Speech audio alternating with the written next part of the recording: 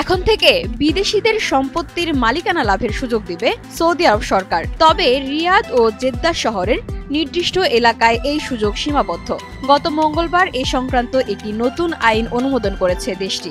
আইনটি 2026 সালের জানুয়ারি থেকে কার্যকর হওয়ার কথা রয়েছে।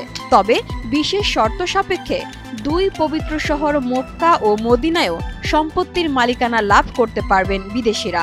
নতুন আইন অনুমোদনের পর সৌদি আরবের রিয়েল এস্টেট খাতের শেয়ারে ঊর্ধ্বগতি দেখা গেছে। এই পদক্ষেপ সৌদি সরকারের ভিশন 2030 পরিকল্পনার অংশ।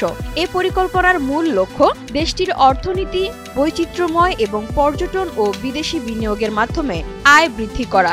এই আইনটি কার্যকর করার মাধ্যমে সৌদি আরব নিজেকে বিশ্বের বিলাসবহুল আবাসন খাতের বাজারে নতুন প্রতিযোগী হয়ে ওঠার প্রস্তুতি নিচ্ছে। এদিকে সৌদি আরবের অবকাঠামো নির্মাণ খাত চাঙ্গা হয়ে উঠেছে।